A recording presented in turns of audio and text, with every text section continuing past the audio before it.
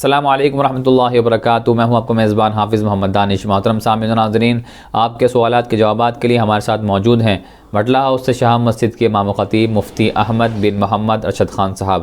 جی مفتی صاحب، ایک خاتون کا سوال ہے، طلاق کی کتنی قسمیں ہیں اور وہ کیا کیا ہیں؟ بسم اللہ الرحمن الرحیم، الحمدللہ وحدہ والصلاة والسلام علی من لا نبی بعدہ۔ جی ہاں، طلاق دینے کے طریقے کے لحاظ سے طلاق کی تین قسمیں ہیں۔ ایک طلاق احسن ہے، ایک طلاق حسن ہے، ایک طلاق بدعی ہے۔ طلاق احسن تو یہ ہے کہ آدمی اپنی بیوی کو اس پاکی کے زمانے میں، اس طہر میں ایک طلاق دے جس طہر میں، جس پاکی کے زمانے میں اس نے اپنی بیوی کے ساتھ ہم بستری اور مجامعت نہ کی ہو۔ اور طلاق حسن یہ ہے کہ آدمی اپنی بیوی کو، مدخولہ بیوی کو ایک طہر میں ایک طلاق دے، پھر دوسرے طہر میں دوسری طلاق دے، اور پھر تیسرے طہر میں، تیسرے پاکی کے زمانے میں تیسری طلاق دے۔ اور طلاق بدعی یہ ہے کہ آدمی اپنی بیوی کو ایک ہی کلمے میں یا ایک ہی طہر میں تینوں طلاق دے دے۔ اور حکم کے لحاظ سے بھی طلاق کی تین قسمیں ہیں۔ ایک طلاق رجعی ہے، اور ایک طلاق بائن ہے، اور ایک طلاق مغلظہ ہے۔ طلاق رجعی یہ ہے کہ آدمی اپنی بیوی کو صاف اور صریح لفظوں میں ایک یا دو طلاق دے۔ طلاق رجعی کا حکم یہ ہے کہ آدمی کا نکاح نہیں ٹوٹتا ہے جب تک کہ عورت کی عدت ختم نہ ہو جائے۔ اگر وہ عدت کے دوران ہی اپنی بیوی سے رجوع کر لے تو وہ وہیں کا وہیں نکاح بحال ہو جاتا ہے، نئے نکاح کی ضرورت نہیں پڑتی ہے۔ لیکن اگر عدت گزر گئی اور رجوع نہیں کیا تھا تو اب نئے سرے سے نکاح کرنا پڑے گا۔ طلاق بائن یہ ہے کہ آدمی اپنی بیوی کو گول مول لفظوں میں طلاق دے، یا طلاق کے ساتھ کسی ایسی صفت کا بھی ذکر کرے جس سے سختی کا اظہار ہوتا ہو۔ مثال کے طور پر اس طرح طلاق دے کہ تجھے سخت طلاق یا تجھے لمبی چوڑی طلاق۔ طلاق بائن کا حکم یہ ہے کہ طلاق بائن کے بعد فوراً نکاح ختم ہو جاتا ہے۔ البتہ اگر شوہر چاہے تو عدت میں رہتے ہوئے بھی نکاح کر سکتا ہے، اور عدت گزرنے کے بعد تو نکاح کر ہی سکتا ہے، لیکن رجوع کرنے کا اختیار طلاق بائن میں ختم ہو جاتا ہے۔ تیسری طلاق طلاق مغلظہ ہے کہ آدمی ایک ہی ساتھ تین طلاق دے دے، اور اس کا حکم یہ ہے کہ بیوی ایک دم نکاح سے نکل جاتی ہے، اور پھر دونوں کا ایک ساتھ رہنا یہ کسی بھی شکل اور صورت میں اس وقت تک جائز نہیں ہو سکتا جب تک کہ حلالہ نہ کرا لیا گیا ہو۔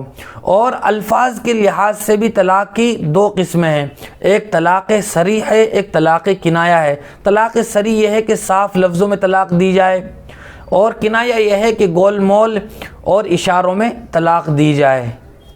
عمران حسین صاحب کا سوال ہے، جب جنات پر موت آتی ہے تو اس کے وجود کو کہاں دفن کیا جاتا ہے؟ خاتمۃ المحدثین علامہ انور شاہ کشمیری علیہ الرحمہ کے ملفوظات میں یہ بات لکھی ہے کہ جب جنات کا انتقال ہو جاتا ہے تو ان کو فضا میں اور ہوا میں دفن کیا جاتا ہے۔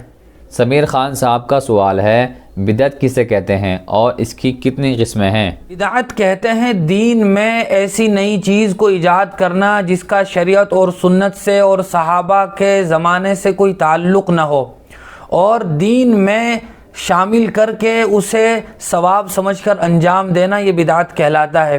پھر بدعت کی دو قسمیں ہیں، ایک بدعت حسنہ ہے اور بدعت سیئہ ہے۔ بدعت حسنہ اسے کہتے ہیں جس کی اصل شریعت میں موجود ہو، شریعت کے حکم کے خلاف نہ ہو، اور بدعت سیئہ کہتے ہیں کہ جس کی اصل بھی شریعت میں موجود نہ ہو اور وہ خلاف شریعت اور سنت بھی ہو۔ عاشق الہی صاحب کا سوال ہے، جس پانی سے وضو نہیں کر سکتے کیا اس پانی سے استنجا کر سکتے ہیں یا نہیں؟ سوال کا مقصد گویا یہ ہے کہ مائع مستعمل سے وضو کر سکتے ہیں یا نہیں، یعنی ایک آدمی نے ایک پانی لوٹے سے وضو کر لیا، یا یہ کہ وضو کر رہا تھا اور پانی بالٹی میں گر رہا تھا، تو اس گرے ہوئے اس استعمال شدہ پانی سے آدمی دوسری بار تو وضو یا غسل نہیں کر سکتا ہے، لیکن اگر آدمی اس پانی کو اپنے استنجے میں استعمال کرنا چاہے تو استعمال کیا جا سکتا ہے۔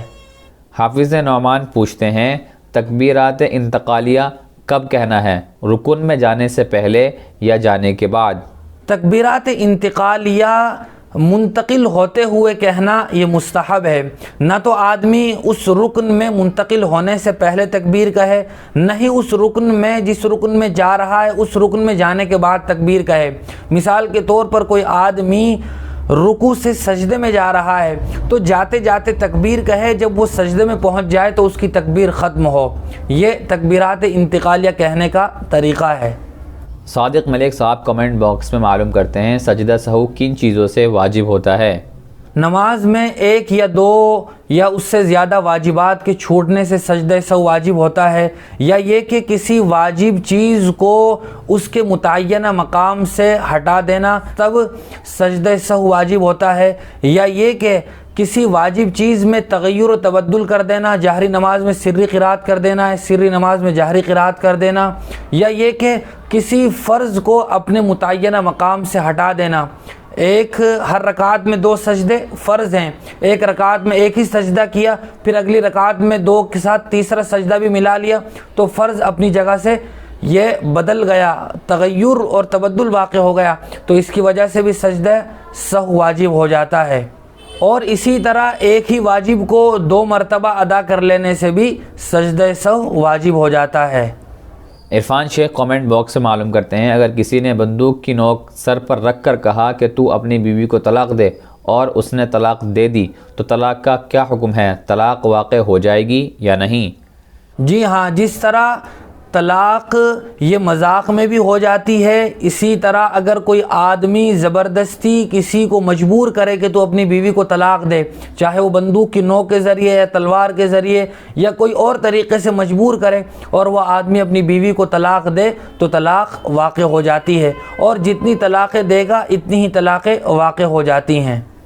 تنویر حسین صاحب کا سوال ہے تجدید ایمان اور تجدید نکاح کا کیا مطلب ہوتا ہے اور یہ کب فرض ہوتا ہے؟ تجدید ایمان اور تجدید نکاح کا مطلب یہ ہے کہ کوئی مسلمان وہ شادی شدہ تھا، اس نے کسی شرکیہ عمل کا، کسی کفریہ حرکت کا ارتکاب کر لیا، مثال کے طور پر پوجا پاٹ کر لی، یا یہ کوئی بھی ایسا عمل اللہ کی شان میں کہہ دیا کہ جو اللہ کی شان کے موافق نہیں تھا، اللہ کے ساتھ کسی کو شریک ٹھہرا دیا، تو آدمی ایمان سے خارج ہو جاتا ہے۔ اب اگر وہ جب دوسری بار ایمان میں داخل ہوگا تو تجدید ایمان کرے گا، لا الہ الا اللہ اور شہادت پڑھے گا، اور جس بیوی سے اس کا نکاح تھا اس کے ساتھ بھی نئے سرے سے اسے نکاح کرنا پڑے گا۔